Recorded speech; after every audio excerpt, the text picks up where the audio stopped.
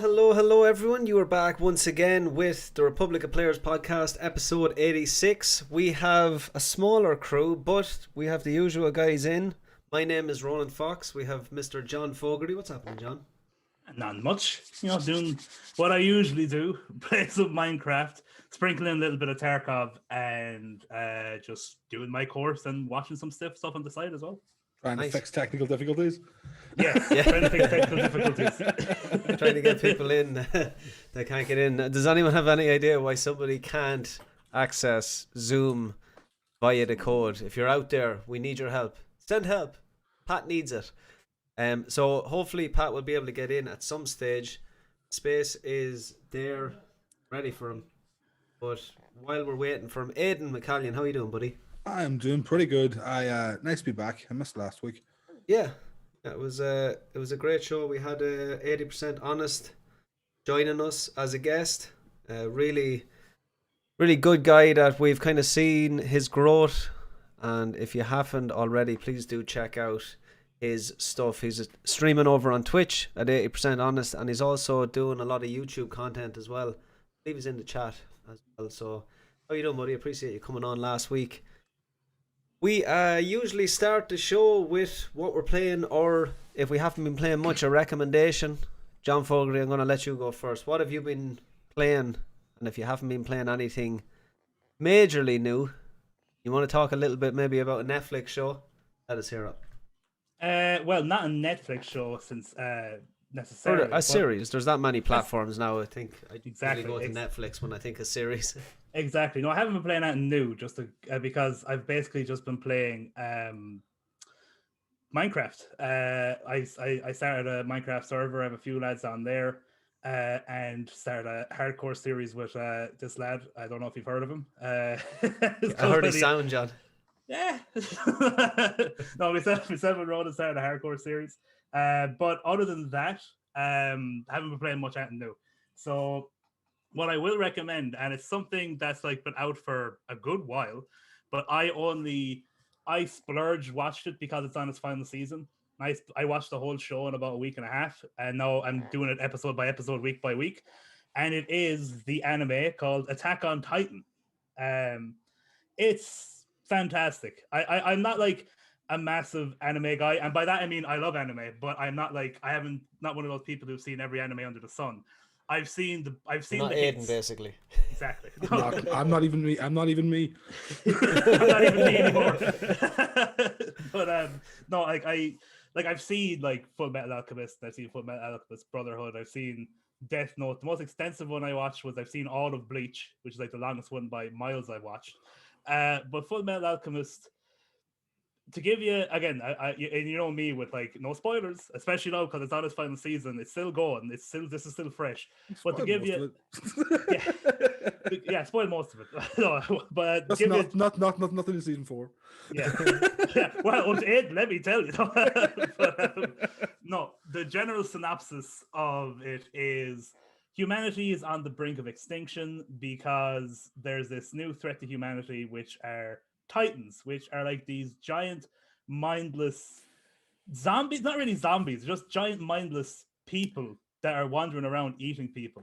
So the last bit of humanity have walled themselves in to like this 3-wall structure society. The poor people obviously are on the outer wall, and the further in you get are the most secure people are the rich, the nobles, the people that have all the shield, the poor people shield around them. Yeah, basically. And this is like first episode stuff. One horrible day after 100 years of peace, the Titans breach the wall, the outer wall, and chaos ensues. And it's basically a show about humanity's struggle trying to take back any bit of livelihood they have left, trying to make back their way of life, trying to fight back against the Titans, because now they've had 100 years of peace. Now it's like, listen, we got to do something about these Titans. Because there's a real big one that can kick open the wall. Yeah, the colossal Titan. Again, this is all like episode 1 stuff. But not going into spoilers. From that basic premise, from where the show goes, I didn't see coming. Especially again for you as well, Aidan. No spoilers.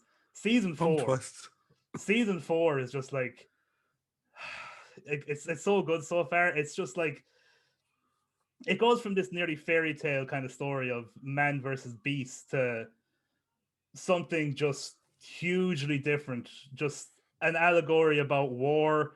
Who the real monsters are. Who are the real monsters?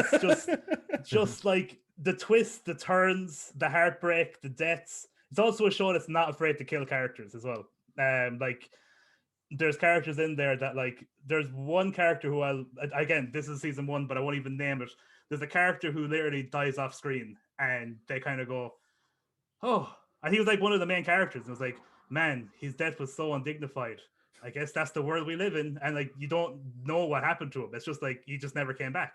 And just stuff like that. And it's just, why I would say I would watch it was because you'll never guess where it's going. You'll never see where it's going. They have this big mystery from like set up from episode 1 that is, he's got a key to the basement and his father is like, get to the basement, it'll explain everything. And I was always like, because it's not till like the end of season 3 that you find out what's in this basement. Again, I know you're getting scared, Ed. I know you know, but people, I'm not spoiling it. And I was always like, they can't live up to the hype about what's in this basement. They won't. But when you find out what's in the basement and what that means, and then where they go from there, especially because this is getting into season 4, where they go from there is like, yeah, fair play. You actually lived up to expectations of this being world-breaking stuff in this basement. No, it's fantastic. It's one of the best animes I've ever seen. I want to see how it finishes because, and I know this is the most stereotypical answer in the world, but I still love Full Metal Alchemist Brotherhood. I still think I saw a wince there, but I'm smiling because this year is actually the first year. Well, last year was when I first watched Full Metal Alchemist Brotherhood. Yeah, and it's very, very good. It's just very good, and I love the characters, especially Fury. Whatever his name was, he was great. Big fan of Captain Louis Armstrong. Oh yeah. What are the name of the fighters in? I have seen season 1, really enjoyed it, but is there a name on the actual fighters that go up against the Titans? The Scouts. Scouts, okay. The Scouts are the people that go up against the fighters. Yeah. But like even like from where it is, it's just like season 1 is just like, we need to fight these Titans. Aaron is like, I won't rest until I kill every Titan. Yeah. Don't match my anger. Yeah. Where all the characters are in season 4 is just like, and what's going on and everything that's happening is just like. I think it might be maybe the greatest intro anime I've ever seen. Yeah. People. I think so. Try and get anybody to watch an anime, the first one I would usually pick is Attack on Titan. Yeah. It's such a mass. It appeals to almost everybody. That's the one that I watched anyway. They're on like the last episode that came out because this is the final season. They just released episode 68 last Sunday. So 68 episodes to get up to date, 22 minutes long, including credits. There's also a video game. I'm not sure if it's any good, but I know there definitely is one. There is 2. They're Muso games, and they're actually probably the most fun Muso games I've played in absolutely years. That's what I've heard. I've heard they're actually pretty good. There's also a live action to them, I think. Yeah, but the live actions are always crap. I know they're terrible, but they're the type of terrible that you just grab some popcorn and leave your brain at the door. Because I definitely watched one of them, and I was like, for what it is, this isn't bad. See, I'd be afraid of someone watching a live action thing and it's spoiling the major hits of a show. It did. I think it just touched on season 1. Yeah. Yeah. Like one thing that you don't touch on is how disturbing the show is. Oh yeah. Like the Titans, they eat people. Yeah. Also, they look like creepy babies. They're very, very creepy. They've got like a constant smile, and it's some of them are great. The way they animate them as well are great. Like some of them, like they're just running like. Like the animators have a lot of fun in that show. Some of them might say. And the actual like fight choreography and animation is superb. Oh yeah. Yeah. The Levi scenes in particular are some of the coolest. Levi is so incredible that his action scenes generally last less than 3 seconds. 3 seconds. I was going to say. Again, I don't want to do spoilers, but there is one in season 3 where is the wall. The spin.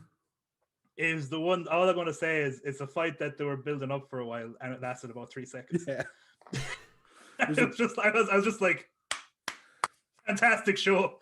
There's a bit in I think that same season where they're climbing the wall, and somebody just pops their head out and like shoots, and he's dead within half a second. Oh yeah. Oh, Levi's so the dude. fast. But yeah, watch Attack on Titan. It's fantastic. If you like fantasy, if you like just crazy action, if you like a story that's becomes a freaking allegory of the horrors of war out of nowhere, just watch the show. It's fantastic. It has less respect for the characters' lives than Game of Thrones ever did. Yeah. It's strange, like the last couple of shows that we talked about, the basis of the story is basically the construct of society. I know we talked last week about Snowpiercer that I talked about, where the last of humanity is on a train, and the very end of the train is, you know, they're called the tail, and they get nothing. They basically get the scraps. And I actually watched a movie during the week with Chris Evans is in it. There's a couple of really big actors in it. Also, John Hurt, who is I'm a massive fan of as well. God rest his soul, but he's in it as well, and it's just it's a good movie. It's not perfect, but it's definitely good because of the premise of the story. And I mean, Paddy mentioned a movie there a while ago called The Platform, and that again is about the construct of, you know, society and how kind of, you know, crap goes down and the poor get poor and the rich get richer. It's we seem to be, and I suppose it is just human nature, we seem to be attracted to, you know, movies and shows that have those ideals. And you're always kind of looking for, and I do like The Platform out of you know, over Snowpiercer because of the way they all work together at the end, and you know, they basically find a way to beat the system, which is, it's quite interesting. Anyone that hasn't watched that, do watch it. It's definitely mind blower, to say the least. But Aidan, what have you been playing or watching? I was going to say just an addendum to that. This is probably the time in society where people feel like the deck stacked against them the most. Yeah. And I think that's why this is coming out in the media that we watch. Yeah. Yeah, I agree that's true. that. Yeah. What have you been playing or watching? The new season in Destiny started this week, and I've been playing a lot of that. And so far, we seem like we have a really good season on our hands. Destiny, sort of the last month or so, has been kind of dull. They had the new expansion come out, and then they had their season come out, and because of the new expansion, the season was kind of sparse, not really much happening. And Destiny always has a seasonal event that you do for grinding gear. The seasonal event last season was you get an item, you put something into the item, and you go kill a boss that takes 10 seconds.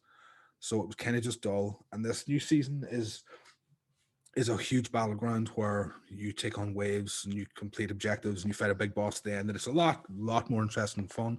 The look this season seems really, really good. And just, yeah, it seems to be, the game's in a good place at the moment. People were kind of apprehensive. Just they changed their engine, the new expansion. It seemed kind of buggy. There was a lot of bug fixes this season. That game wasn't it on notoriously awkward technology that took, after you changed something, it was a 2-day rendering was available, but they redid their engine with the new expansion. Took I think 40 gigs worth of stuff out of the game, brought the game file down from 110 to 70 gigs, and just everything sort of runs faster. Yeah, they took the update for the new consoles. It runs on 60 frames per second now in consoles. It'll run at 120 hertz in PvP. People are really, all this has been just a lot of real good quality of life changes. Nice. So yeah, that's one of those games. Just and I mean this with all due respect in a good way. It's just one of those games that won't die. It just seems to be improving more and more, kind of on it. Like it has its ups and downs. Like there was this so far. This season seems to be like it's going to be a real upturn. It has a good community. People, it's such a solidly playing game. The gunplay has always been so solid. They added a new class with the new expansion that's all about ice. It's really fun to play PvE. Like you create a load of ice, the ice shatters, it does AoE damage all over the place. You feel like Destiny has this way of making you feel like a god. You roam into a room full of things, you throw your grenades, you fire heavy weapons, and just things around you just piling up everywhere, and items drop. And just there's always been a real fun look to the game. I do think I've always thought Bungie make the best feeling shooting. In my opinion, I was never that into really like realistic tactical shooting. I always like things to take a little bit more damage, have like a nice feel to the impact. Like Bungie's shotguns always feel incredible. They hit so hard. Regenerating shields and Regenerating shields. yeah. yeah. I think if you're a fan of Halo, you're going to get a They've definitely the time to kill has come down considerably since Halo. Like the time to kill in Destiny is like 0.8 to 1.3 seconds usually in PvP. I know in Halo it was usually considerably more. Wasn't the Temple of Osiris the first DLC for that? Or Yes, whatever it's called, something of Osiris. it was. I did play it. I played with my buddy Petty Practice. We played through the whole base game and the first expansion, and then we just kind of went off it after that. But we had a great time. Yeah, same as that. I think the first expansion for Destiny 2 was a bit lackluster. Destiny, I've always had this habit of both games have the base game comes out. The first two expansions are kind of lackluster, and the first big expansion, which was Taken King for Destiny 1 and Forsaken for Destiny 2, is almost like where the game properly starts. Sort of that's where everything settles in. And yeah, Forsaken was very good for Destiny 2. Yeah, I've just been enjoying it. This is the first time I've got playing with people, started to do the raids. The raids are just excellent content. Yeah, so that's basically I'm still tipping away at Tetris, and I'm near the end of Trails of Cold Steel 2, but Destiny's the game I'm playing almost all the time. Sweet. Also, watch WandaVision. WandaVision's very good. Yeah, we shouted that out on the show last week as well. Please don't let the last episode get spoiled on you before you watch it. That's all I'm saying. Yeah, no, it is. It's very good. It's just for me, it's a breath of fresh air because it's something so different, and it also feels familiar at the same time. If that makes any sense, it's like they know exactly what they're trying to achieve with the show, and you kind of get sucked into the world.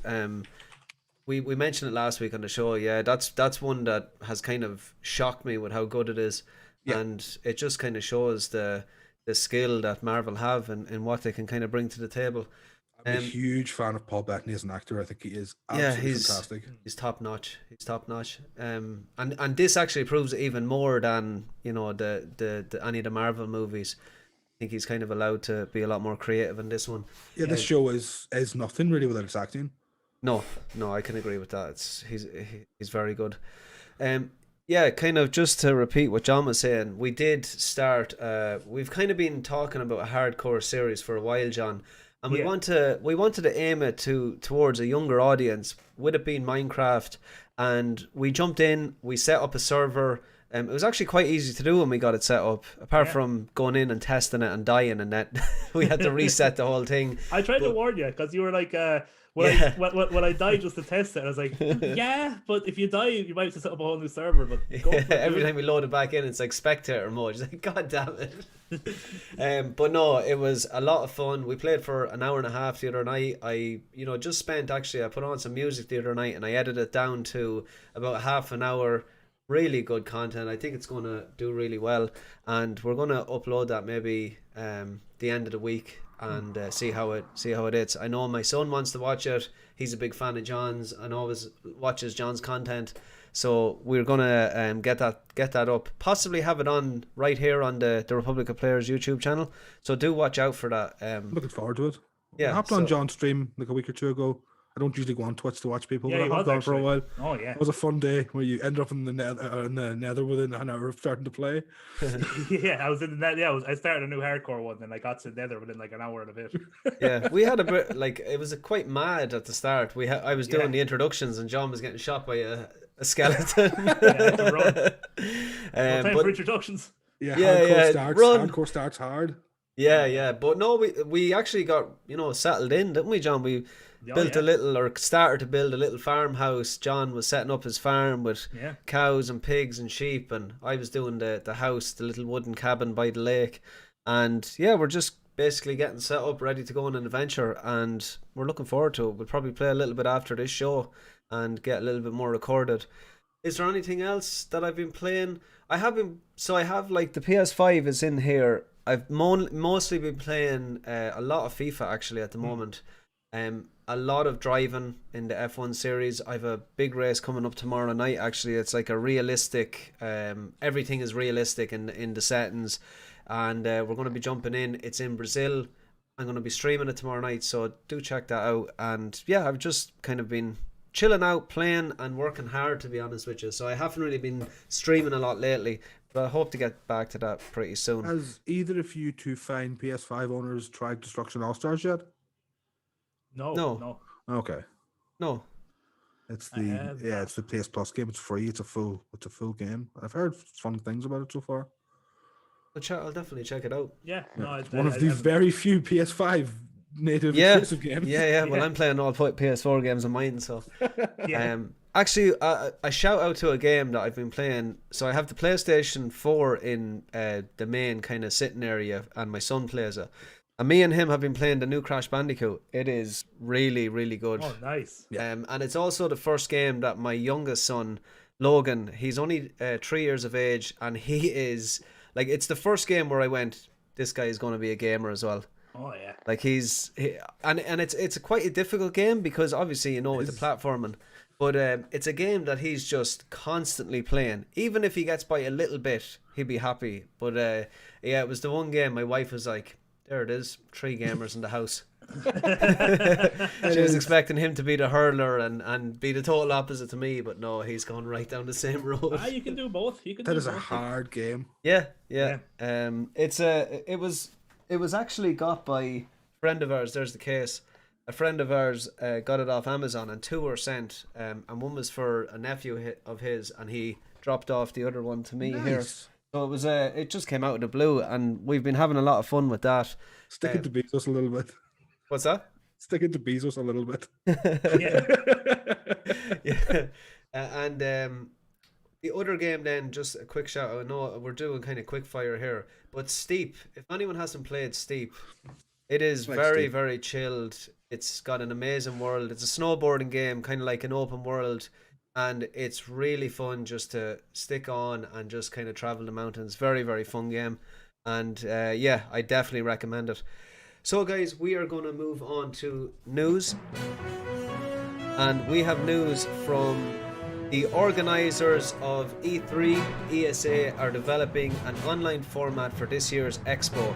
According to a report, and that went on for a bit long, we're playing the news chime. And the Entertainment Software Association has confirmed that it is transforming the E3 experience for 2021.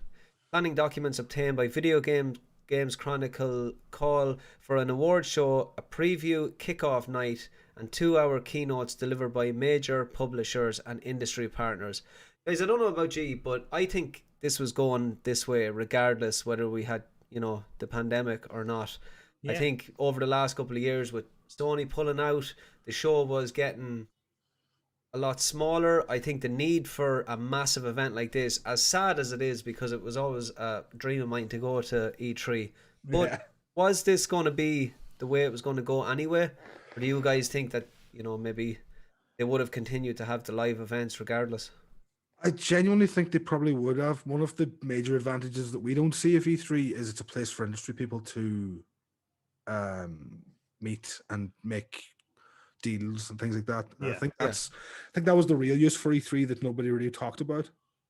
Well, that was more of its original vision back when it started. It was a trade expo at the very start, and then like later down the line when they decided they wanted to make more money, they made it more into like a convention.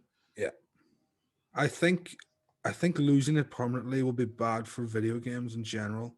I think a lot of weird games that would have got funded because the right person met the right person at E3 will never get funded now.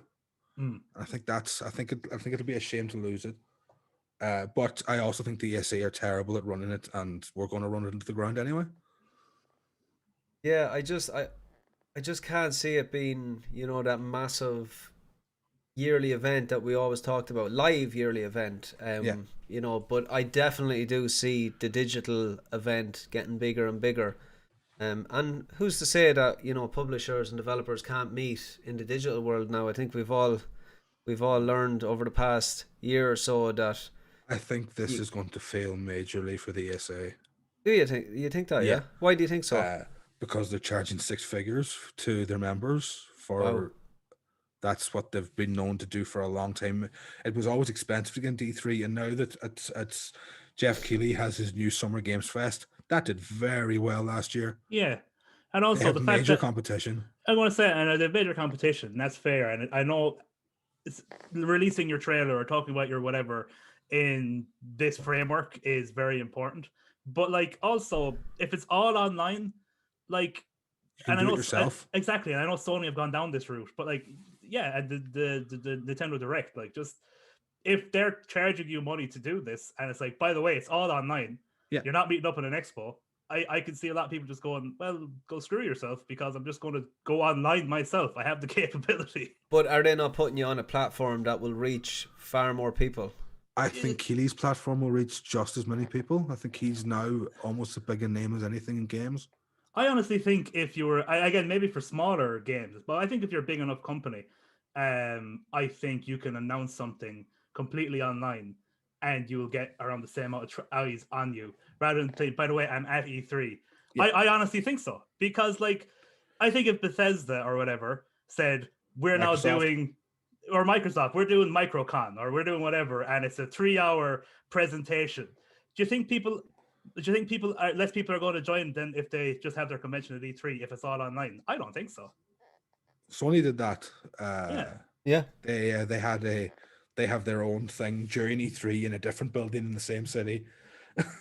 Yeah. That's what they do. And I'm honestly just talking about in this climate, and an online climate. I can understand the trade expo side of it where you're paid money to have your convention, but also to be there and to, shake hands with people and to get those connections and stuff. That's a whole different experience. But I'm talking about this climate where it's literally all they're really doing for you is you have an online slot. Yeah. While during the E3 presentation. By the way, you have to pay us money for it. Yeah. It probably tell them to go screw themselves. Where Keighley, as far as I know, makes all his money through advertising and wasn't charging companies to have their spots on his show. Well, that's a good way to get people enticed to go over to your side. Yeah. Yeah, so speaking of Keighley, sorry, I forgot to read it. I didn't see the last part of the report. So last year, the ESA cancelled E3 over COVID fears, and in its place rose Geoff Keighley's Summer Games Fest, an event that is also confirmed to be returning in 2021, bringing major competition to the ESA and E3, who historically charge six figures to publishers and developers for the exposure that E3 generally brings. So yeah, that's kind of what we're talking about in terms of the exposure there. So yeah, in terms of the bigger companies, I honestly don't think the bigger companies need E3. I Not think at all. at the moment it's like you said, Aidan, that for smaller developers this is fantastic, but surely there's more indie events that are going to be arising. Is the Summer Games Fest, was that based around more kind of indie developers showing off their Absolutely stuff, or- everybody, loads of developers. Okay, There was I can't even remember seeing this. There was a Totally lot of different. Summer Games Fest. It was like it was developers would put on 1 hour shows and Keighley would advertise them under like a 2-week banner for the Summer Games Fest. Oh, nice. A lot of them, like that's where all the gameplay footage for Yakuza 7 came from and stuff like that. Look, I think it's sad as a gamer and as somebody who wanted to go to that event just to be, part of the hype. I did feel like the hype was waning a little bit in the last couple of years. Whether that was due to, the release of games not being as strong as they were in the past, or the fact that developers were pulling away, the likes of Sony being a massive one. I think that was a massive turning point that we've seen. But I did feel like it was going a little bit backwards, and it never really kind of did anything to attract bigger companies too. Because if you don't have Sony, that's half of the game industry. Like one of the major hitters that are not there, and you're not going to get to see any of the Sony AAA titles, which is a big miss, I think. And the ESA are quite a large organization, and they required almost 100% on E3 to make all of their money to keep going running. So it seems real bad for them. I got worn out with E3 a little bit just because of you get the announcements, fine, that's cool. But like generally, and I don't think I'm overstretching here, like 60% of the AAA games that are shown of like first look are nonsense. Yeah. It's never what they look like. And like they're showing you cinematic trailers saying this is in-game footage. And then you get the game and it doesn't look like that. And Watch after Dogs. a few but Watch Dogs, like there's so many. And like the fact that you can like I used to always like, oh, E3 is coming, and then it's like this game is out next year, and then you see the game 2 years later, and it doesn't look like what it looked like at E3. Those Like that, bottles just look nicer. yeah, but like it's just like, why am I excited about looking at lies both for release dates and quality of the game? So I kind of stopped caring a little bit about E3. That's just me personally. My main missing from E3 will be I'm a massive Giant Bomb fan. Missing their couch with the interviews with all the developers after E3. That was always been my highlight. Jeff Gerstmann interviewing what he called from Microsoft was always a highlight of E3. Those things are the things that I miss. It's never the game developed. The game reveals can easily be online. World premiere. Yeah. So Sony got so much views for their stuff last year. There's no way they were ever going back to E3. The PlayStation experience, wasn't it? Yeah. Yeah, and I like those because I felt like exactly like John is saying, when there's an event like player experience or PlayStation experience every couple of months, they don't have to fill you with lies. They can just cover the next couple of months and say this is coming out, you know, there's a free game coming out tomorrow, download it now. Like I love all that stuff, but it was the fact definitely seeing Watch Dogs 10 years before it was released, and then it was released and it wasn't, you know, what we were promised. And there was a lot of that. And there was this Killzone sense of 2. Beyond Good and Evil 2. Beyond Good and Evil 2, I think even the was likes like of Gears of real. War like came out and it was like not gameplay footage, it was just a cinematic, and that to me does nothing anymore. It used to when I was No, it did. I'm completely with you. Like years ago, like I remember probably the same as you. I remember like in my early 20s, mid 20s, whatever, like being hyped, watching E3 live, staying up for it because time difference, and like being with a group of friends, popcorn ready, like watching. Oh, what are they going to show? Oh my god! Like the hype was real. And now it's like Grand Theft Auto 5 again. Skyrim. God damn it. I don't know whether this is in the notes, guys. I can't scroll down, but I do want to mention it. The Last of Us have cast their Joel and Ellie. I did see that a couple hours ago. I saw that, yeah. Yeah, so Pedro Pascal, who played the Mandalorian in The Mandalorian, he also was in Game of Thrones, and we have another Game of Thrones the actor, best Game of Thrones character, Bella Ramsey, and she was the young Ramsey, a real kind of badass actually. She was. And yeah, I'm quite happy with that casting, to be honest. I think it's two people that definitely have good chops for the role, and I'm looking forward to it. Yeah, that was announced today, so a lot of hype around that at the moment. I don't know whether that was in the show notes, but I'd drop it in there anyway. The next piece of news that we have is coming from our friends over in EA, and they're after buying Glue Mobile for 2.1 billion. A small amount of money. Oh, much money. EA has acquired American game developer Glue Mobile in a massive deal worth over $2 billion. If the name hadn't already given it away, Glue Mobile has a number of highly successful mobile franchises in its portfolio, including Kim Kardashian Hollywood. Don't get that one. That made loads of money. Sorry to interrupt you. That was. I'm sure massive. it did. Yeah. I mean, that was making that something franchise like 7 is million ridiculous. a day at one point. Yeah. Diner Dash, which I believe I played that one. Is that like one of these kind of you're running down a corridor, jumping over things, and might get the right one? I've seen the Kim Kardashian game, but out of all of those, I've never seen or played any of the other ones. Disney Sorcerer's Arena. Anyone play that one? Oh yeah, love it. So these are straight up mobile games, aren't they? Like, oh, that's it. Yeah. It's a mobile. Yeah, it's Glue Mobile. It's their freaking. I wonder is Disney Sorcerer's Arena a Disney mobile? MLB Tap Sports Baseball. Sure. Yeah.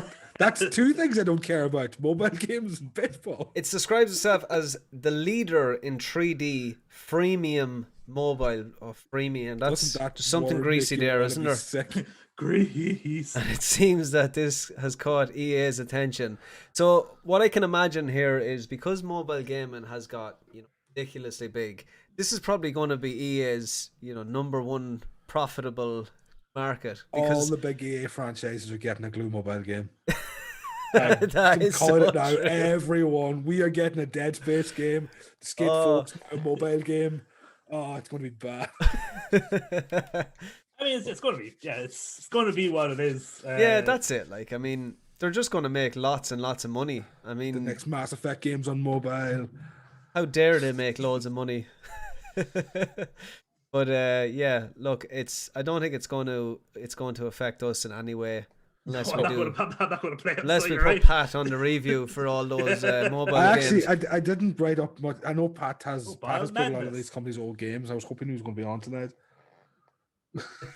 He says they used to be a really fun developer until they started making freemium games. Yeah, freemium. You don't have to pay for the game, but we'll get the money out of you some way. So freemium is you can download it for free, but yeah, you pay for currency, right? It's- Why is there free in the name? Like, The game can It's cost free. 0 or it can cost everything. Or it's either that or it's a game that, and usually both, but it's usually a game that you have to buy everything and also is just riddled with ads. I Yeah, would it's just not love really to a see the game. profit of this after like 1 year. Will it be their top profit? And I'd say it will be very close to When it. you see It'll it, be, yeah. it'll be that or Ultimate Team. Yeah, well, look, Ultimate Team's been doing it for years. Yeah. I'm not too bad because I'm doing a Road to Glory, which I don't put any money in, and I'm doing pretty good. So Yeah. happy enough. Diner Dash is just a cooking thing, Tulsi says. I've never played that one. Any game that it has like something like you to get an extra 50 gold so you can pay for another 5 minutes, watch these 5 ads. These are the Or- kind of yeah. games that But is it like you can wait an hour or you can pay lot of them are. €5 not Yeah, to wait that's an exactly what it'll be. and then some of That's- them are pay €5 or watch 10 ads or something. Like Or it's- there's a normal currency earning rate, or you can watch this ad and we'll double it for 4 hours. I mean, don't hate the player, hate the game. That's the thing. I I hate mean, the game. that's the thing. That's the thing. How dare they make money? It's kind of like, I mean, it's good business at the end of the day. People can hate on mobile gaming, but at the end of the day, you all have mobiles, right? Aw. Is this some sort of April Fool's joke? So we have the first trailer of the show, first and only trailer of the show. It is an expansion for Super Mario 3D World.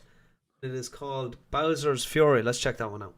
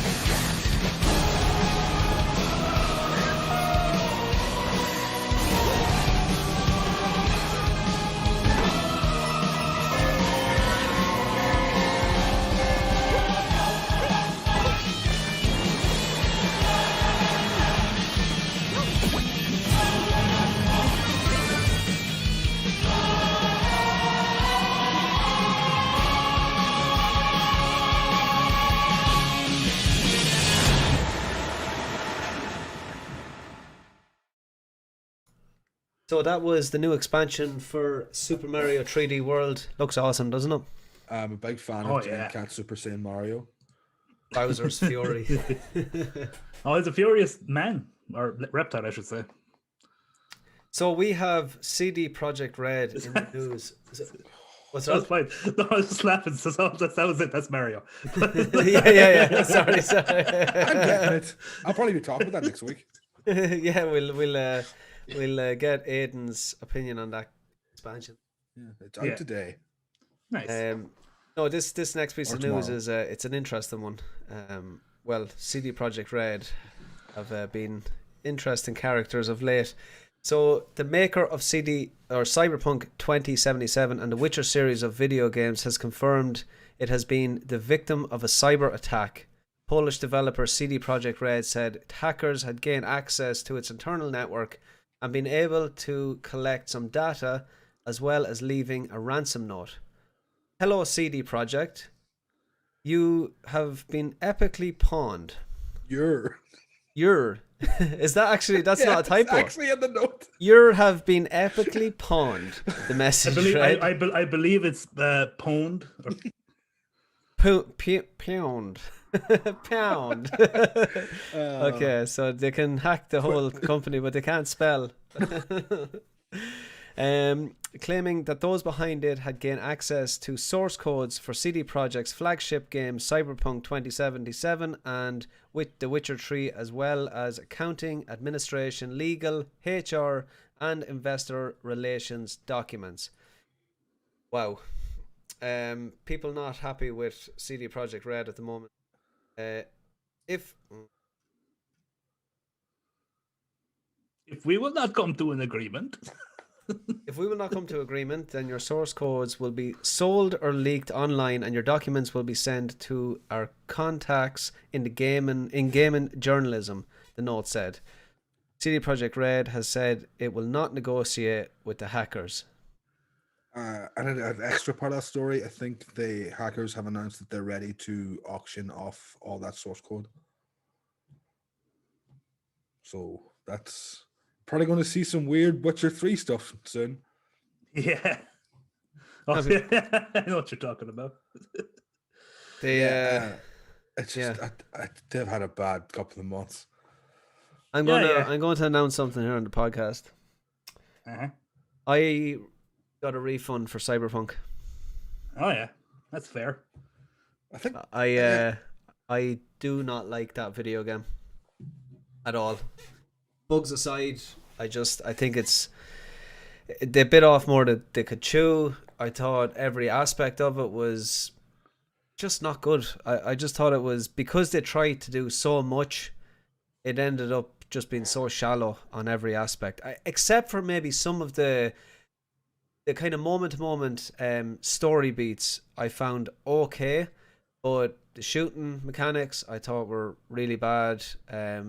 Even the hacking mechanics, mind the pun, I just thought were super boring. I thought Deus Ex, or Deus Ex, whatever way you want to say it, is a much more interesting game in the Cyberpunk universe. I would have to. I wouldn't even say disagree with you, because I actually do agree with you with a lot of that. I think, and again, to each their own. You like a game, you don't like a game. Exactly. For my people own, like it. I mean, I'm not going to take that away. For my own personal experience, I think saying that every aspect of the game is subpar, I don't think I agree with that. Okay. Because I probably put about 30 hours into it, and I didn't finish it. Like I don't think it's a great game by any stretch of the imagination. I think it's an okay game, but I did have fun with it. I think there were some parts of the game that why I will agree with you with is I did have an issue with the shooting.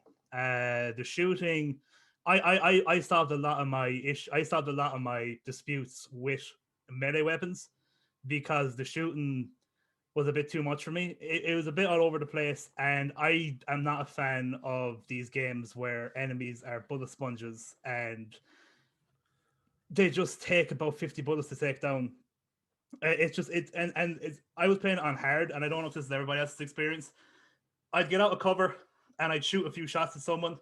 take barely any life out of him. And because I was up for like 3 seconds to shoot, I was like, duh, duh, duh, duh, and I'd have to go down and I'd have to take like 5 health things. And just, it was like a constant rinse and repeat of that kind of thing. So I will agree with that. I actually, as far as I played, I was really enjoying the story. That's where I would, I know you said you kind of liked it. I thought the story, as far as I played it, was pretty solid, in my own opinion. And even some of the stuff like driving around, I actually liked when I got out of the town and into like the kind of the boonies, out into like the desert and stuff. That was kind of fun. But I will say I have gone off it a little bit because I haven't played it in a while. But that's because like the Tarkov wipe didn't help at the time, and then I got into Minecraft. But to say it's a complete disaster, I disagree. I'd give it like a 6 out of 10. I'd probably go with 3 to 4 out of 10. That's We're fair. getting so far in this episode without mentioning Tarkov. Yeah. No, and look, a lot of my friends did like it. They were looking forward to it for a very, very long time.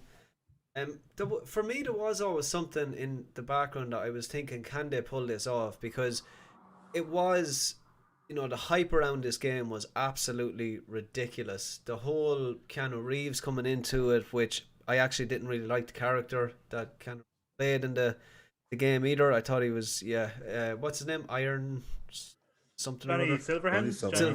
Silverhand. Yeah. And look, this is all subjective opinion, but when I first played that game, it bugged out of me. I allowed the bugs. I'm not somebody that just gives out about bugs and this, that, and the other. But it was awful how buggy it was. I played it on PS4. It was actually offensive releasing it in that state. That's fair because I'm playing Probably- on PC. So Yeah. my experience, like I did have bugs, but I didn't have like frame rate bugs or anything like that, and everything looked lovely. And on PC, it looked lovely. I had it at 60 frames per second, no Yeah. issues with that. My bugs were more like gameplay bugs. Do you know what I mean? So Yeah. I've seen the clips. I've heard the horror stories of PS4 and Xbox One.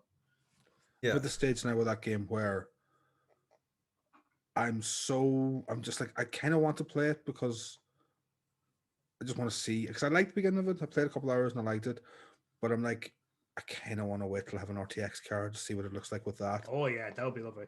That's Yeah. one thing I will say. Still images, when you go into photo mode, it looks phenomenal.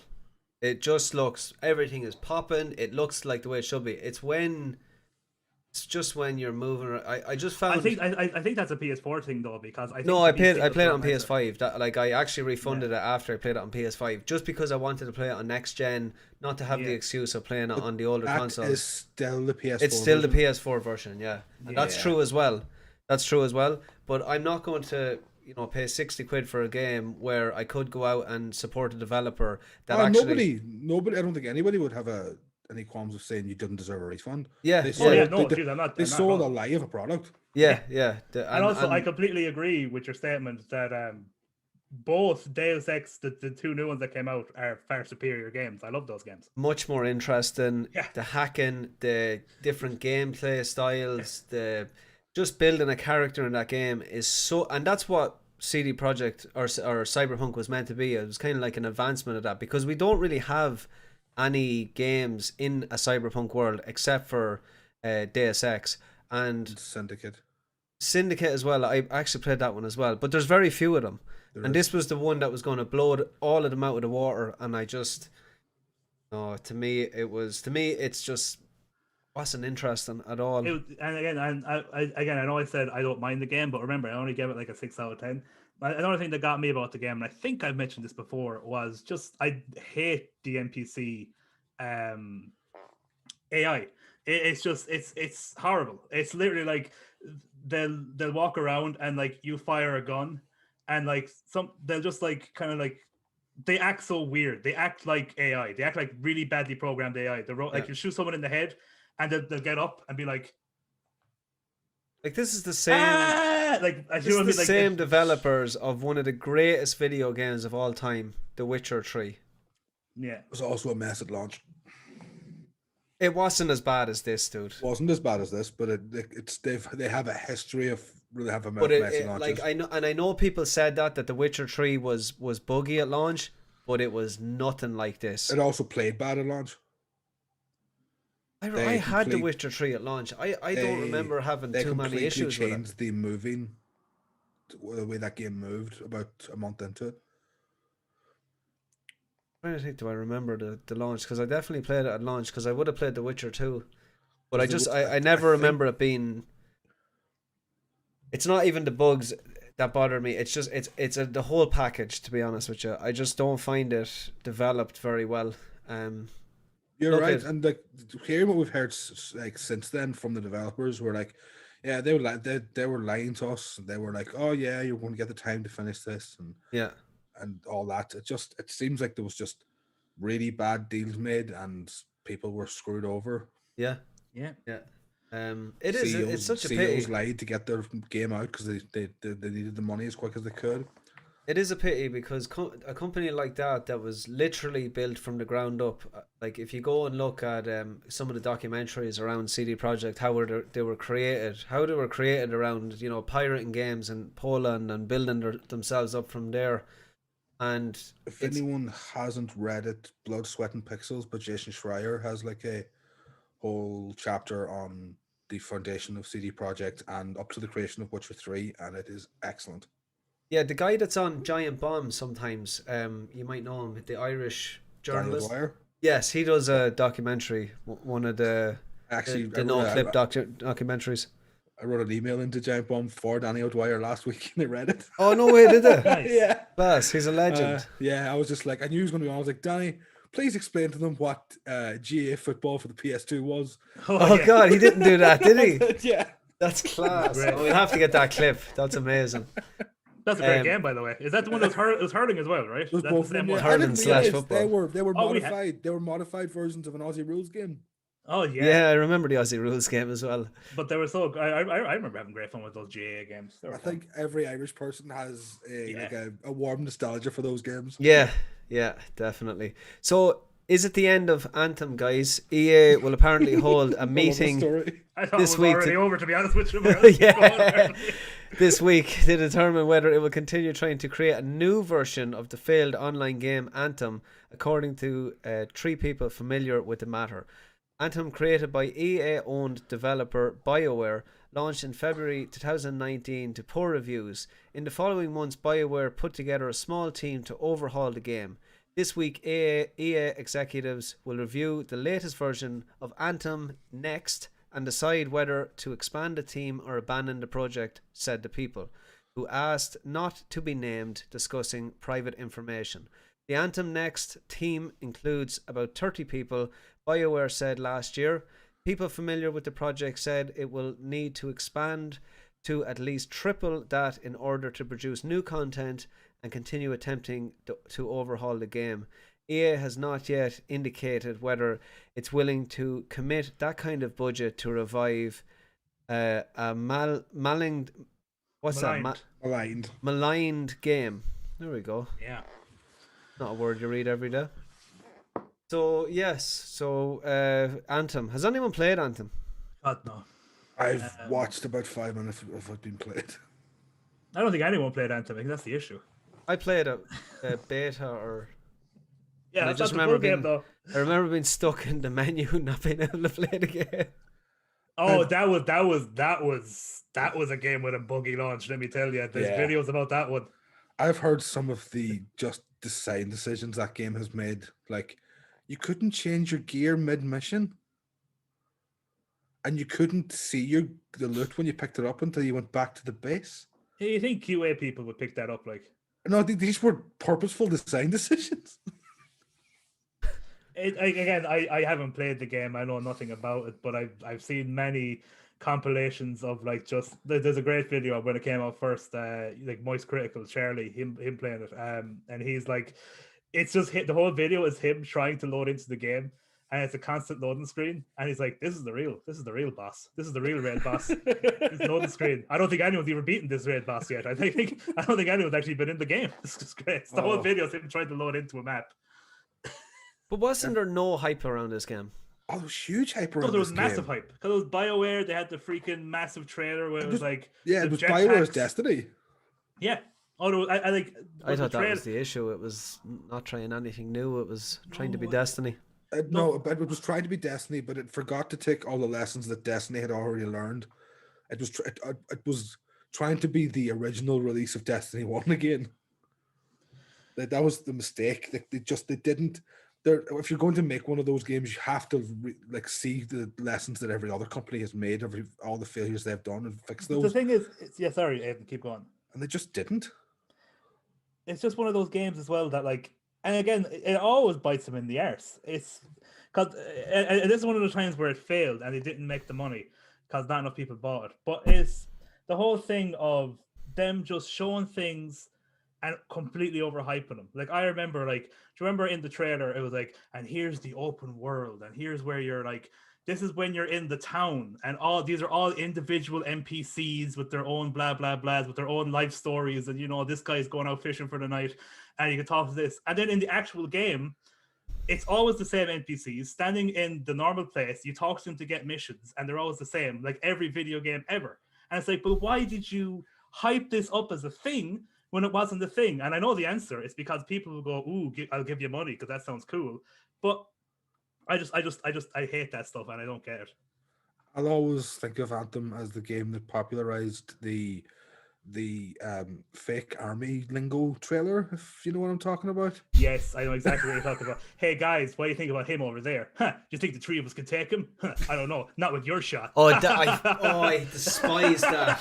No, it's the worst. I despise that. Those Was that's worse than a demo that has no gameplay. It's so the scripted The Division squad crap. Yeah, I scripted hate squad that. crap. It is the absolute worst. Oh, that is awful.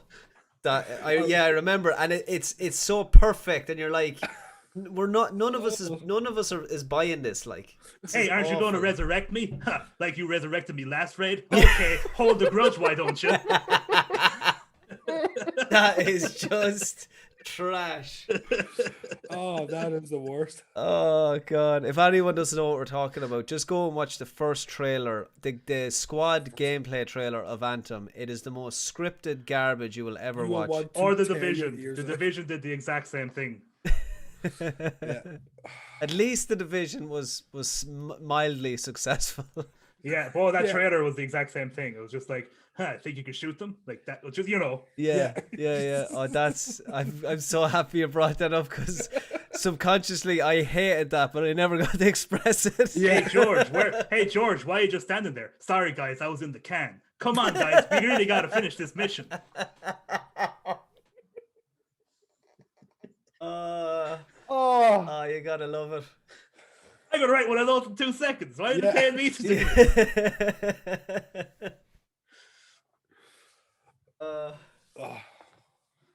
Funny. That's good. Let's move on to a happy place. Let's forget about Anthem like everybody else. Yeah, like everybody else. Let's get nostalgic about good things. Yeah, so our topic of the week, guys, if you haven't seen in our thumbnail, we're going to be talking about the Sega Mega Drive, also known as the Genesis. Released in Japan in 1988, the year I was born, North America in 1989, and Europe in 1990. The Mega Drive was Sega's third console attempt after the disastrous SG-1000 and the moderately successful Master System, and the console that cemented them as a major player in the video game market.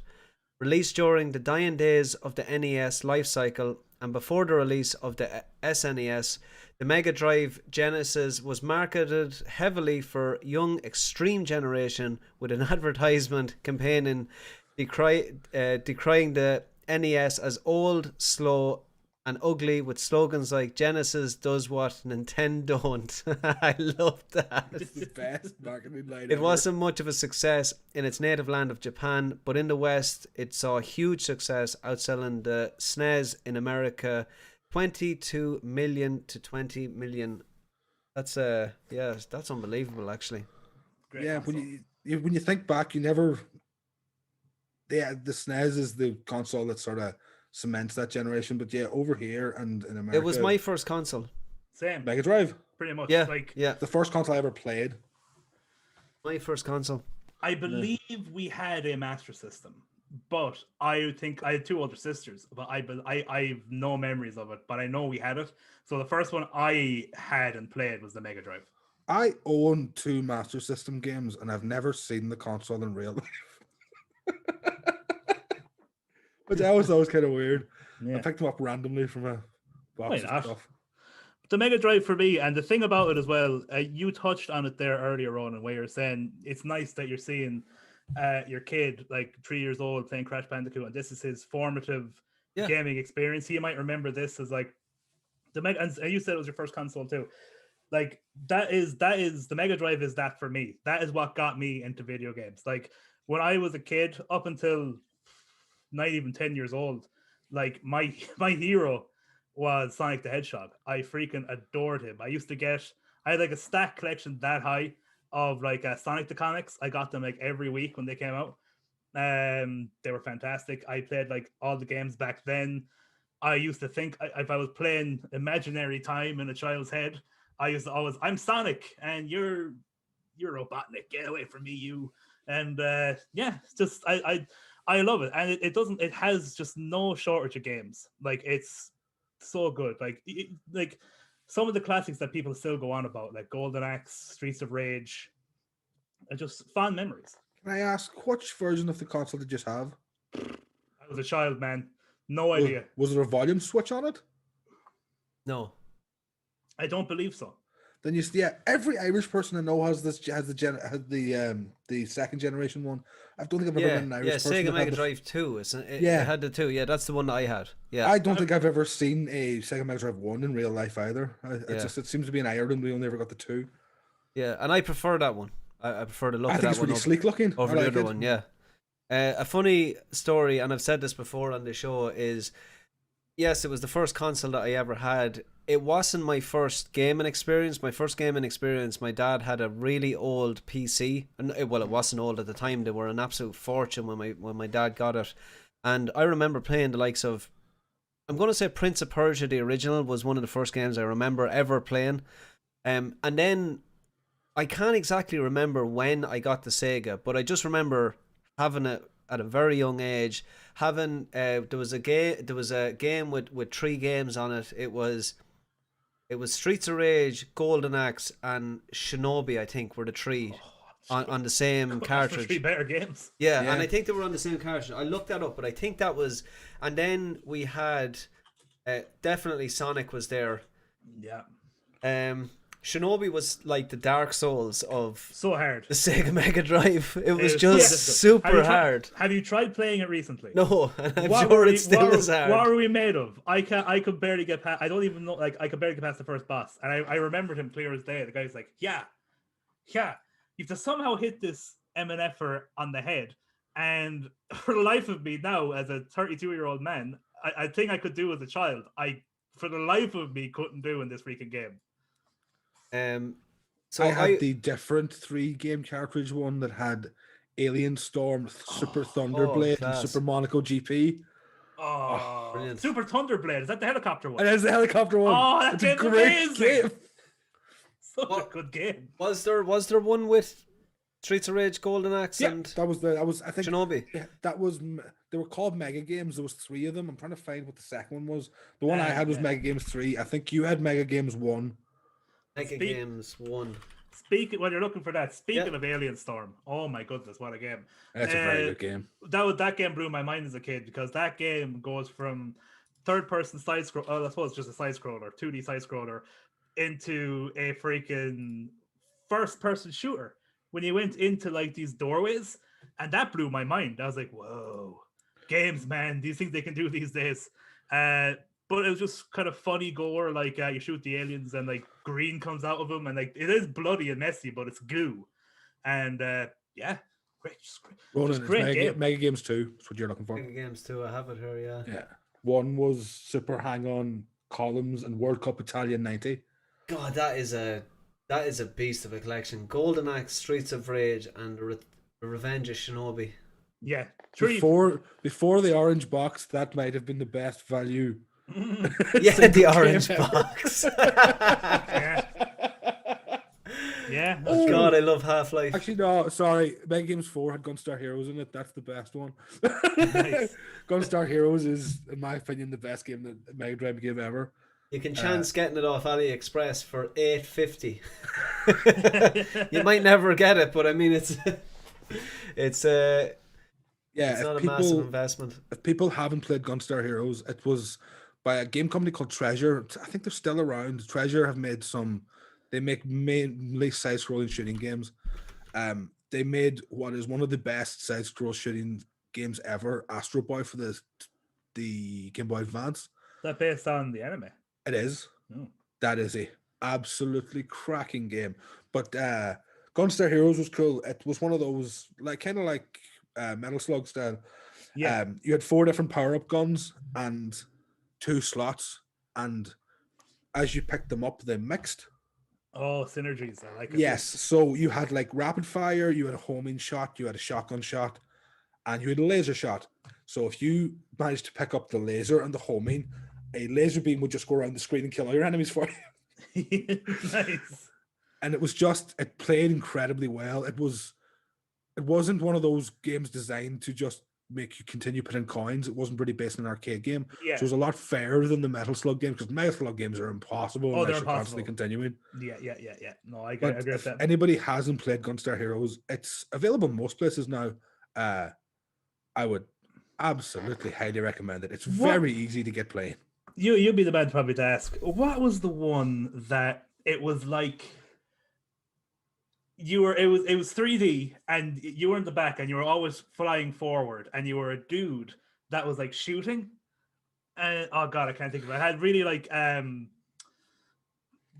polygon graphics. Everything was like polygons and everything was like really kind of computerized. I can't remember the name of it, but I remember that being good as well. But that's the best I can do for you. This is childhood memories right now. Okay. I think I know what it's called. I'm just trying to get the name. Space Harrier. The Space Harrier, that's it. Yeah, that was good. That's a good game. That was good. Beavis and Butthead. Outrun. I'm a big fan of Outrun. Oh, Outrun was great. That's Yeah. the red car, right? Yeah.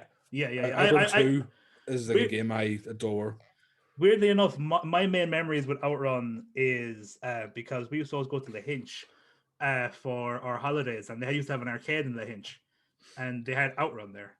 That's my memory. For some reason, in an arcade is my memories of Outrun. If you're ever going to go and play Yakuza 0, both Space Harrier and Outrun are in the arcades in Yakuza 0. Oh, nice.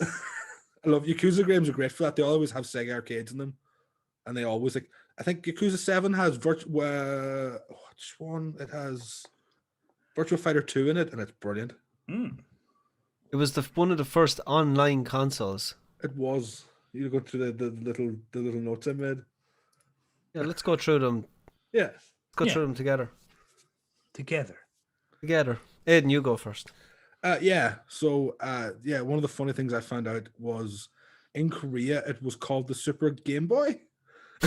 That's supposed to be. Yeah, I was wondering if I had to read that one, I'd be like, "Is that Game Boy?" Yeah, that's.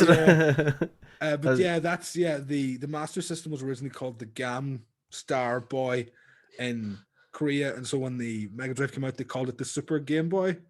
And I just think that's hilarious. You're not going to make me read number 2, are you? Yes, it's true. That's just a subjective one. Altered Beast is a bad game, and anybody who talks about it being like one of the best packing games is wrong. Wasn't that released again on? I'm sure I've seen that like a later It's version. on PS3. Yeah, you can get that on everything, and it's just I remember people telling me, "Oh, yeah, Altered Beast was the great pack in for the Mega Drive." That game has always been bad. It's Lucy played a says, terrible side scroller to I get have a to that Sega point. Mega Drive 1 since I was a kid. Yep, the volume slider. Still have it here. Have the newer one with the red buttons. Have all my games. Alien Storm was some job. Yeah, some job. Yeah. And Madcap Great says game, Road yes. Rash was a classic. The funny thing about Road Rash is I actually played. There was another one on PC that was not the original. It was basically the menu was like you were in a back alley, and the graphics were a little bit spicier than the first one, and you had like chains and you could pick up bats and stuff like that. That's just Road Rash, no? Isn't that a very early EA game? I don't think it was the original Road Rash, but I could be Maybe. wrong. If I thought maybe I'm wrong, maybe that's the one I'm thinking of. Because when I think of Road Rash, I think of the chains. I think of the bats. I'm sure the chains and bats were in that original, but the one Yeah. I had, it was a little bit better looking. The graphics looked a Yeah, little yeah, I'll bit get you. spicier. Yeah. I'll have a look now and see can I find it. Well, while you're doing that, Tetris was developed for the Mega Drive, but due to confusion over licensing issues and Nintendo securing exclusive rights to Tetris on video game consoles, the Mega Drive never saw its planned Tetris game, which was based on Sega's Japanese arcade version, released roughly, this is what you call a run-on sentence, released roughly 10 copies, here we go, so the version's released. Roughly 10 copies exist in the wild, and it's one of the most valuable video games in existence. Do you have it, Aiden? If I had it, do you think I'd be here to this podcast? You I'd call be a yourself millionaire. you call yourself a Tetris fan. It seems to be on PC. Road Rash Electronic Arts presents CD-ROM classics, so it must be the original that I'm thinking of. The PC version was probably just like polished up compared to Yeah, a the bit Mega more Drive polished, version, yeah. because they would have had Like there was 700 loads of megabytes different to play with. characters that you could. I always just thought there was a difference between the Sega Mega Drive and the PC version. I'll have to check that out. But the one that I played on PC was absolutely class. Probably still class to this day. Yeah, I actually saw something this week, and it was people complaining about EA, and the one guy just ended the conversation with like, no matter how bad EA get, always remember they made Road Rash. Sorry, I just had some sort of weird childhood flashback. I remember a game. It was called something like Test Driving or something like that. And it was just like, it was really, really bad 3D graphics. And like, it was just, you were in a car and you drove it. And like, one of the things was you could drive through a loop-the-loop and you could drive. It was just basically like driving. That's all it was. And it was driving at a normal pace. I think it was to help you to learn how to drive. But we had it for the Mega Drive. Does anybody know what I'm talking about? Test Drive does definitely sound familiar. Well, that's Test Drive's a series. Like Test Drive Unlimited was like Maybe, tell you, maybe it's version like of the that. first one. Tell you, if you haven't played it yet, Road Redemption looks pretty That's awesome. the new one that came out. They were like the spiritual successor, was that Yeah, right? it looks good. I mean, the graphics look really nice. Yeah, actually it does. Road Redemption, yeah, I think that's on PS4, isn't it? I'm not sure. It looks good. But we're on the kind of Road Rash was class. Micro Machines was also a Mega Drive game that I'm a big fan of. Hard driving, Lucy says. Hard driving. I actually think that's it. Oh, thank you, chat. Thank you, driving. Lucy. Video game. I have to look this up. You keep talking, lads. Anyone in the chat, some good memories of their Sega Mega Drive? Oh, I forgot to mention, the first game I ever played, Crash Test Dummies, Crash Test Dummies. is the first game I ever remember playing. My cousin had a Mega Drive. Micro Machines. Micro Machines, unbelievable. That's it. It's hard driving. It's it. I'm looking at it. This is bringing back so many memories. Hard driving. I have to It's check so that out. crap. I have to check that out. Hard Is it the driving. first simulation racing game? Or driving? It could have been. Like, if you type in hard driving Mega Drive, the video that comes up, like, that's what it was. Oh, that's it, dude. Yeah. Oh my That's god. what I was. That's what I was. That's what I was talking about. It was just like one of the. Oh one my of, God, one, this is one- so one of the bad. main. One of the main. I remember this little thing. One of the main attractions is they have a loop the loop. Oh. There's a loop the loop at some Tengen stage. presents Hard Driving. Thank you, Atari chat. game. Whoever said that in chat is a legend.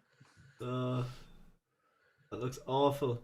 I'm actually using my Mega Drive as my main. I was going to say I thought it was main console as my main musical instrument right now for creating music. What are you What are you using to create music? Oh, Rob.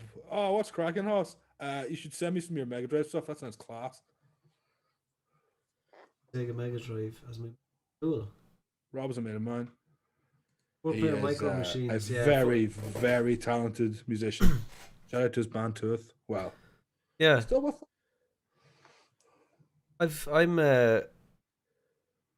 I've experience with music production, electronic music production. How would you use a Sega Mega Drive for? And what would be the difference of just getting a Sorry. VST with Mega Drive sounds? Do you still have that video open? No. What video? Go to 235. That's the loop. The loop. This is bringing back so many memories. This game is awful looking.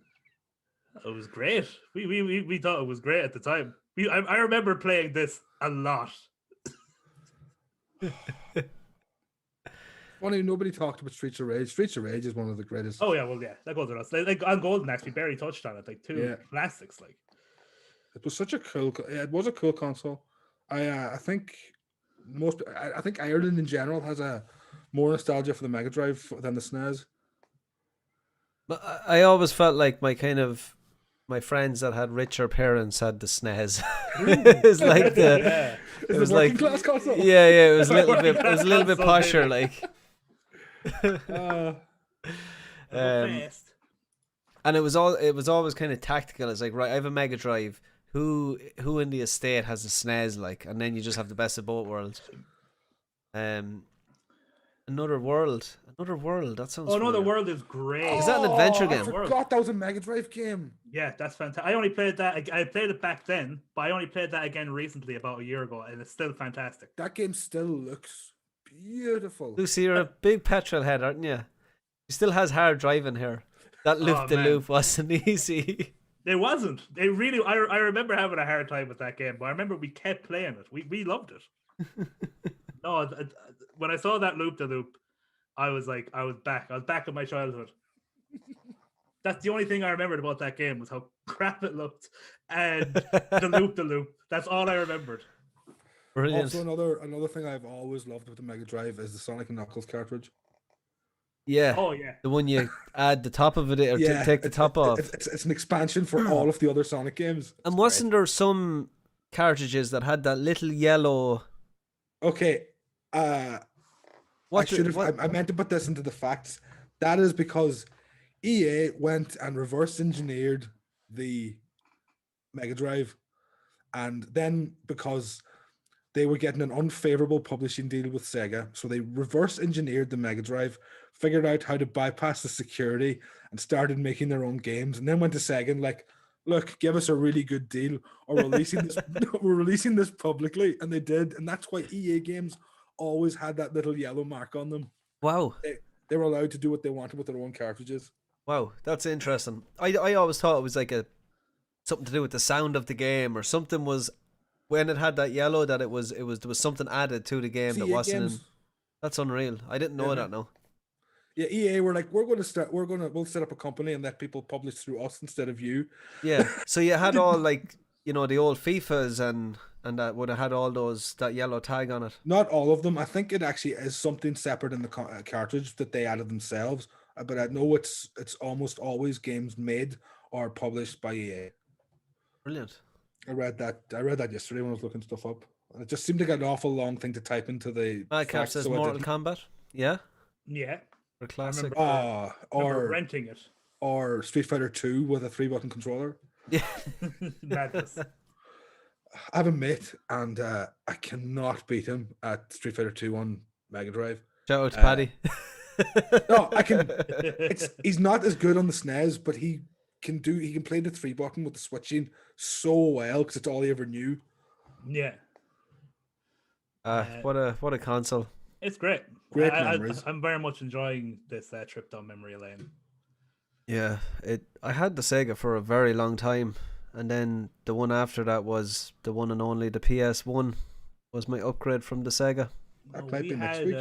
We had a SNES as well, like after that, and then we got PS1. It was. I picked up. I actually got a Genesis or Dreamcast this week. I'm delighted. Oh, nice. I'm waiting on my lead still on now. I got it. Made a man cleaned out his attic, found his old Dreamcast, and gave it to me. There's a couple of gems on that console. Didn't they do a remake of Metal Gear Solid? Oh, that's GameCube. Oh, Twin Snakes. Oh, yeah. GameCube. I'm thinking. Oh, sorry. And that is GameCube. Yeah. Yeah. Dreamcast. The games I'm looking for are mainly I want to get Sonic Adventure 2 and I want to get Skies of Arcadia. Is Adventure 2? Oh yeah. It's in both Running of them. around at the speed of sound. Yeah, it's in both. Sonic down Mohawk. on my gourd over here. God, no, he's my goddamn hero. All right, I hear nothing about it. The How was the film? the trailer for the second movie was released. I haven't seen the movie. That movie is not bad. If you just leave the brain at the door, watch it with a couple of kids, I met at some stage. it's fun. It's not awful. We'll say that. Yeah, It's nice when things are better than they have any right to be. Yeah, and that is better than it. Yeah, Like, I that's mean, the that's first release was a disaster, but it's not bad at all. yeah. Oh god, that. It's got it's literally, you know that Pokemon, or not Pokemon, the Pikachu, Detective Pikachu. I was Yeah. going to say Pikachu. It's I the think exact Detective Pikachu same had the vibe same- as that. So if you have any interest in that, Pikachu one, Sonic will give you a good laugh. Detective Pikachu was much better than I ever thought it would be. Yeah, and I think it is better than Sonic, but it's still kind of that same fun family vibe movie. I think it's worth checking out. A quick one on the Mega Drive as well, just like a heart-wrenching story. I remember when I was like 12, 13, and fair enough, I hadn't been playing the Mega Drive, you know, other stuff had come out. I used to collect stuff. I was collecting Sonic the Comics, even still then. And I was collecting, I had all my old games, everything, Mega Drive, all in the press. And then there was one day, I can't remember what it was, but I opened it up to check on the old Mega Drive. And I opened it up, and it was all gone. All the games were gone, Mega Drive was gone. And I was like, "Ma'am, where's the Mega Drive?" She was like, "Oh, sure, you weren't playing that. I gave it to the Garden Fate." And I went, God. "Oh, I see." Bad memories. F's in the chat. A Excellent chat. weird one, actually, since we're talking about bad memories of the Mega Drive, and I have mentioned this before, is I'd say around the same age, John, maybe a little bit younger, maybe 10, 11. Yeah. I had the Sega downstairs on the big TV, and when I'm talking about big TV, it was one of the wide, you know, the massive ones, with the deep back on it, and it was up on a cabinet that my father had built, you know, very recently. And I went to kind of, you know, it would have been a SCART lead, I think, back Yeah. then. And whatever way, he didn't have the wheels secure on the cabinet, so the front wheel buckled. Ooh. And basically the whole thing went like that. Doosh. And the telly just slid. And I was here like trying to keep it up. And And the you know how big weight those of it tellies was were back then. They're unbelievable. so heavy. Those tellies. It came down like, it was definitely a 4-foot drop down onto my Sega Mega Drive. Yikes. Put the whole there was a cartridge sitting in it that just smashed to pieces. I can't even remember what one it was, and the thing worked, okay, but here was the issue that we had: player one controller would not work. Oh, So every Oh, time you had to play a God. game, you would have to start a 2-player game, and then you'd have to let the player one die off, and then you could continue as. You mean, don't a few understand how games, many yeah. games you were not able to play because of that. I mean, at least Streets of Rage you could play, Streets right? of Rage was And one Golden that we Axe. did Yes. play. Yeah. Golden Axe, yeah. Yeah, And Golden Axe. Sonic Shinobi 2. no. Shinobi no, because it's single player. No, You play Sonic 2, Yeah, yeah, it's Tails. but you could only play as Tails. it was devastating, This is lads. fate worse than death. By the way, Hello, here's another random one. Who used to hate freaking playing one player? Did anyone ever play Sonic 2 with Sonic and Tails on one player? It's the special stages where you have to avoid the mines, and the AI of Tails kept running them into the mines. Oh, frustrating stuff. Frustrating stuff. You're never getting those Chaos Emeralds. Never. And then one really quick weird one, because I just thought of it. We had Sonic 3D, not 3D. Yes, 3D. CD is good, 3D is crap. But my sister loved 3D. I didn't like 3D. It wasn't Sonic. You had to go very slowly around everywhere, and I'm like, I thought you were supposed to go fast. Anyway, Gotta go fast. but there was a weird thing where we found it out one day. We're on the title screen, and we had it up on a press. And I had to get something out of the press. I opened it. I was like, oh, whatever. Got whatever in the press. Banged the press closed. And it must have been like a cartridge tilt, because it went and it went into a cheat screen where you could basically be like, what level do you want to play? It was almost like a developer debug mode. It was like, what level do you want to play? Who do you want to be? How many lives do you want? Blah, blah, blah. And we could do it pretty much consistently. But what we had to do was we had to keep banging the press every time we turned it on. And after about 4 or 5 bangs, the screen used to pop up. So it was the only game where we got a cheat by having to like do something physically in the real world. Oh, It's strange. I don't know how to explain it. Yeah, you'd miss that type of kind of, the secrets in games back then. Now everything is on the internet, but back then, Oh, if yeah, you running found your out a PS1 secret like upside that, down. it was something crazy. I mean, even entering like Doom, you would get like the code and kind of side up, and you'd enter God, and you just have God mode for the whole game. yeah. Yeah. Stuff like that was just I brilliant. do miss cheat codes. I hate the So do cheat I. codes that become DLC. Yeah. Yeah, And no, secrets in it's- games. That's the things I really miss. Secrets in games and cheat codes. I think that they've realized they can turn all of those into microtransactions. It's really annoying. yeah, How yeah. how do you turn this on? What was the game? Guys, that was an absolutely unbelievable show. It's great to talk about consoles of the past and our fond memories, good and bad, I suppose you could say. But I mean, We might put a poll up on the community page for the next one of these we do. yeah. So what are we That calling might be this a nice section? I idea. didn't get the Just just drop console retrospectives. yeah, perfect. Are we going to do it instead of like a topic of the week if there's no That's what I major was thinking. If we have no topics that anybody really wants to talk about, we can do one of these. talk about a console? Yeah. Definitely. You know, I'm that happy with sounds that. that sounds amazing. Guys, we will tell the good folks where they can find us, and we'll get out of here and play some video games if you're up for it. John Yeah. Fogarty, where can good folks find you? The good folks can find me at Too Old for Gaming. That's TOOOLD for gaming, all one word. And you can find me for content over on Twitch and over on YouTube. And if you want to find me just for my social medias, it's Facebook, Instagram, and Twitter. All the same name. Brime, no? Not Brian, not yet. Not yet. They haven't put me on the spreadsheet. How's your Mixer account going? It's going great. Aidan Keep trying to McCallion. sign up.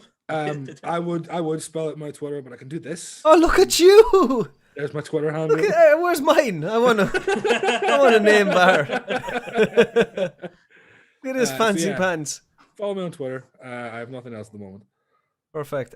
Again, catch me on Twitch over on the Alpha Fox TV, Instagram, Facebook, and we are going to be uploading our Minecraft Hardcore series. Too Old for Gaming and myself are going to be uploading. What our plan is to have seasons, and basically season 1 will be up to when and if we die. Yes. And we're going to have episodes within the season, and if we die, we're going to create the whole world again, refresh it, and start season 2. Is I've the been having- survivor going to have a funeral for the dead one? Suppose we could. It's a good idea, actually. Yeah, that's actually a good idea. You can Actually, build a not a bad crypt. idea. You can That's build good. a- Yeah, build it's not build going to be a crypt. total end like. What do you want me to do at your funeral, Ronan? Oh!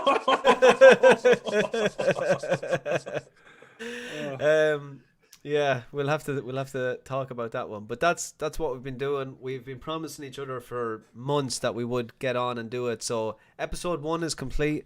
It's going to be going up on. We'll have a chat about it, possibly on this YouTube channel, The Republic of Players, and there'll be some of it going up on our own channels as well. There's lots and lots of content there, so we are going to be continuing to upload that. Maybe once a week would be a nice structure for it. If you have any ideas that you want us to kind of do on the Minecraft series, please let us know. We're open to different ideas and be willing to, maybe go on some weird adventures where we can only bring a certain amount of items or something weird like that. No shields. Yeah, no shields. Yeah, that wouldn't last too long. No. So yeah, find me on all of those. Also, please do check out the Republic of Players community. Hit subscribe if you haven't already on the channel, and we will Buy and talk. play. Buyandplay.com, the support There you go, or Paddy. the sponsors of the podcast. Yeah.